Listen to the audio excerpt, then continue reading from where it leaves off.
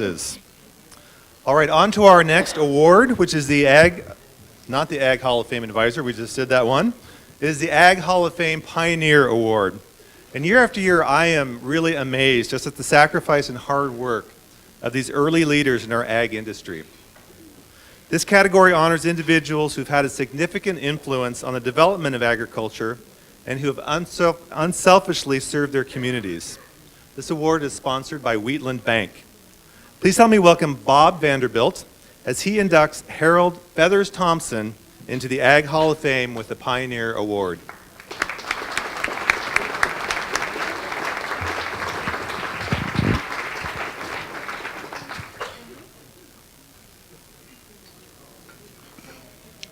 Wow. My name is Bob Vanderbilt. I was asked to speak about my friend Feathers Thompson, who I met in 1962. Feathers got his nickname because, as I understand it, he did not like the feel of feathers.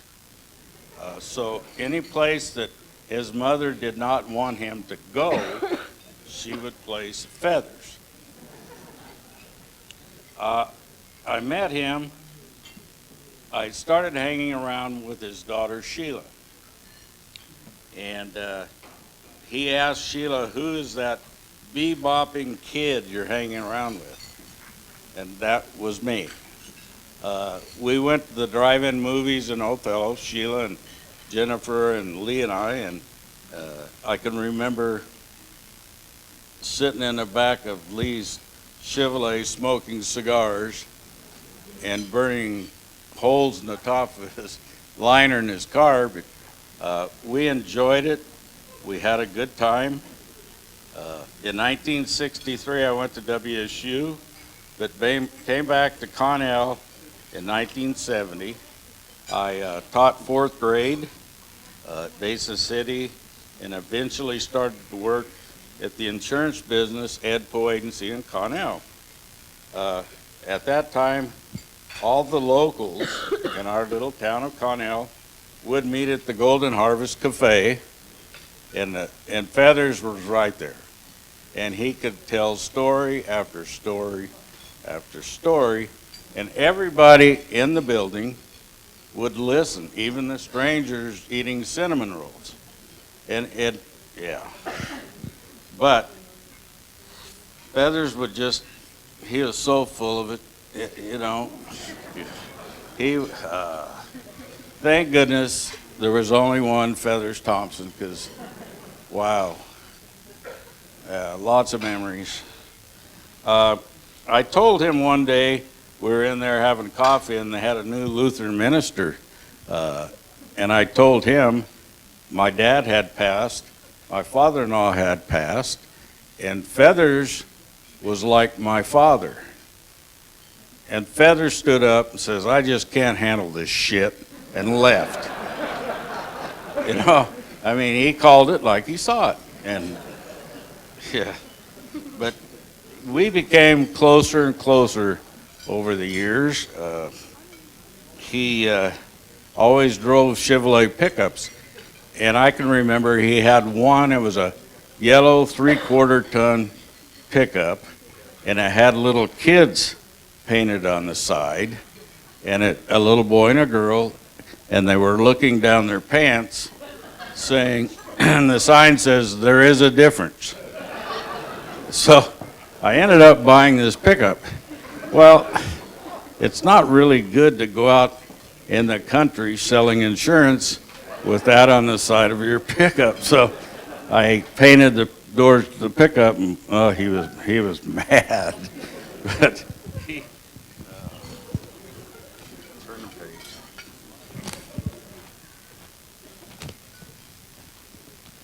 Yeah, he was the kind of guy. Feathers Thompson would give you the shirt off his back. I can remember years ago, my father-in-law got bone cancer, and Feathers came in the office one day, which he spent about at least every day in the office, but He said, Ed, I says, I got a sack of silver coins I'll give you if you want to go to Europe and get some treatment they're doing over there. And I thought, how many people would do something like that for a person? Not many, no. I can remember on his 68th birthday at the Golden Harvest, and he was running around, and he was wearing a condom hat. You know, yeah. And then we had Irv Lober's birthday party, and Feathers decided that we were going to get a little lady dressed up in a bikini to come around in the back room of the Harvest and dance and sit on Irv's lap. And Irv absolutely loved it. I mean, of course we all did. I mean, so, and and Feathers, yeah, he affected my life, and he talked my wife and I into going to Maui, and it was called Lahaina Shores. And so we went over there, and to this day, Karen and I have been going there for 30 years.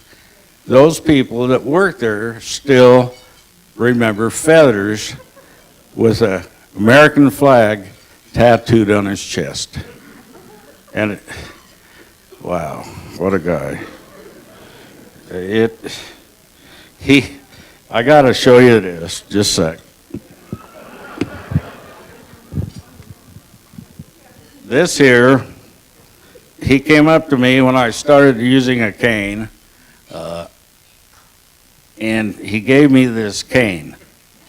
And so I took it to Maui, and I was showing it to the ladies over there that we had met over the years. And the one gal says, well, that's a nice piece of wood. What kind is it? And I says, it's not wood, honey. It's a bull's penis. And she threw it up in the air, and I looked at her and I says, haven't you ever touched one of those before? But he you know, it's a blessing that there was only one Feathers Thompson, because I don't think I've ever had a closer friend. He'd give the shirt off his back. I remember the time when he went down to Arizona to do his open heart surgery, and Dr. Dietrich was a doctor, and he told the doc, he says, he was supposed to do the surgery on TV, and Feathers says, I'm going to tell you right up front, I'm not going to be having the surgery on TV. When you operate on me, I want you looking at me, not at the TV smiling. But all the years I've known that guy, I thank goodness there was only one Feathers Thompson, because I don't know that we could handle two of them, because he was just a very kind, considerate guy. But I tell you what, if he didn't like you, he would tell you. So anyway, that's me, and now I'm going to turn it over to Sheila somewhere. Thank you.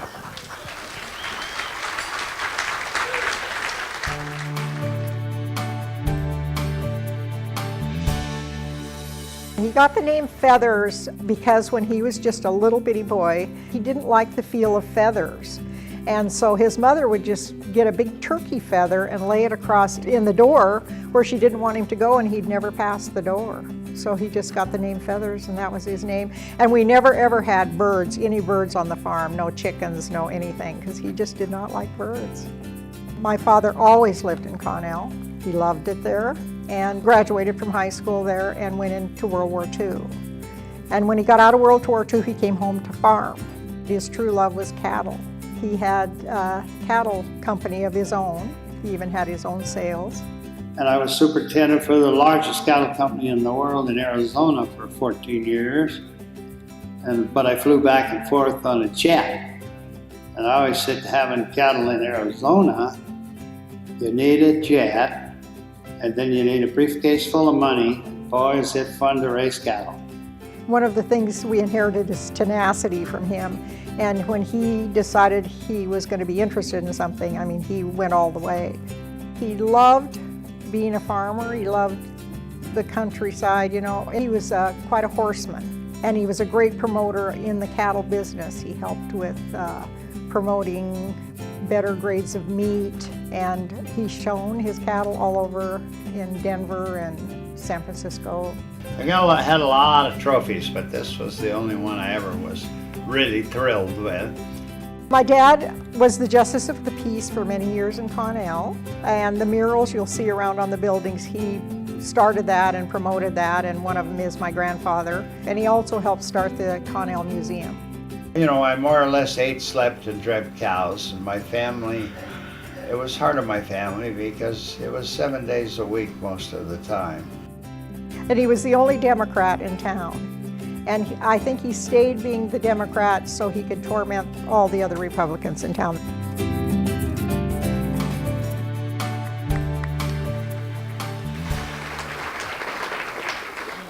Here to present the Pioneer Award is Steve Lancaster with Wheatland Bank, and receiving the award for Harold is his daughter Sheila Thompson Poe and grandson Dean Thompson.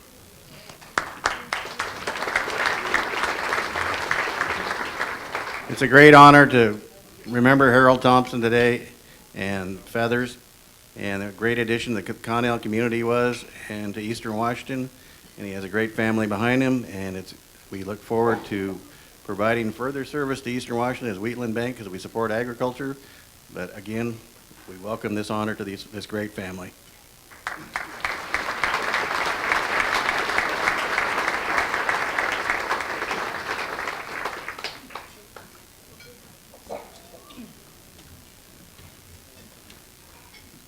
My name is Sheila Thompson Poe, and I'm the tallest girl of Harold's. And when I was young, I really didn't notice my friends' dads' names were Bill, Bob, or George, and my dad's name was Feathers. I don't know when I discovered his given name was Harold. Harold Thompson was born in Pasco at Lady Lord's Hospital and spent his early years on the ranch located at Fishhook Elgin Road, and later the family moved to Connell. He attended school in Connell, excelled in sports, especially baseball, and graduated in 1972. He enlisted in the United States Navy and went off to World War II. He was stationed on the USS Bogue aircraft carrier in the North Atlantic. He was the bubble gunner on one of the Avenger airplanes. The USS Bogue was one of the anti-submarine hunter-killer carriers, with his ship earning the distinction of being the most successful anti-submarine carrier in World War II. She sank 11 German and 2 Japanese subs and was awarded a Presidential Unit Citation. During one of the operations, Dad's plane went down in the Atlantic, and fortunately he was rescued. He returned to Connell and the farm after the war. He married my mom, and we lived on the farm on Fishhook Elgin Road.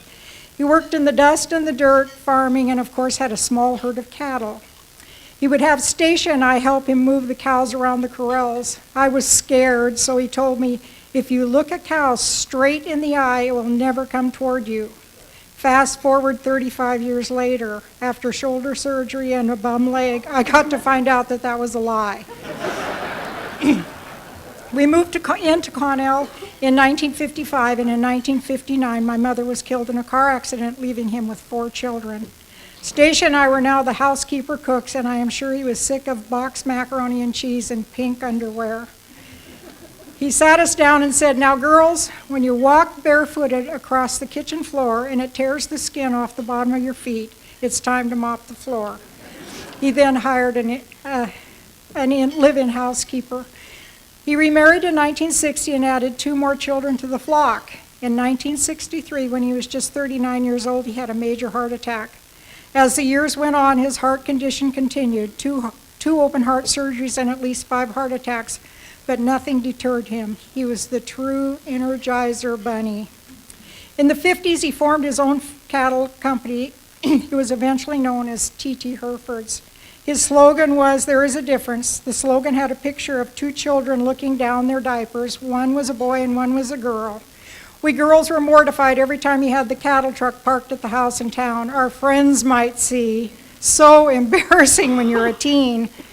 He became very proficient in genetics and breeding of cattle and showed his prize cattle all over the United States. His cattle won many of their divisions and he won many awards. He put on his own cattle sale at the ranch for many years. In 1966, he won the Franklin County Cattleman of the Year Award. He worked with Washington State University in genetics research and was given an award for that work. He called himself a genetic engineer. He was introduced into the Hereford Breeders' Hall of Fame in 1987. He worked with commercial cowfolks to find ways to improve better grades of beef, all the while still running the wheat ranch. He literally ate, slept, and drank and thought about cattle. It was his life's work. His idea of fun family outing was to go to a cattle sale. When he passed away, I found many more pictures of his cattle than of his children.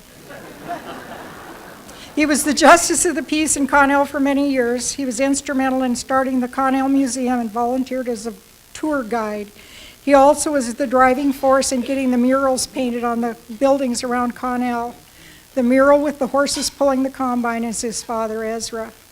Dad had a wonderful sense of humor, loved playing practical jokes, was an avid reader, smoked a pipe, and he had the gift of gab, let me tell you, and he passed it on to all his children. He was a staunch Democrat and the only one in town, and he was at his best tormenting the Republicans at coffee hour. He was proud to be a farmer and a cattleman, loved Connell. He was truly in his element. I'd like to thank Darrell Ferguson for nominating my dad for this. Thank you to Bill and Norma Bennett, Butch and Judy Wiswall for their walk in the cattle business with my dad and for their continued friendship through the years.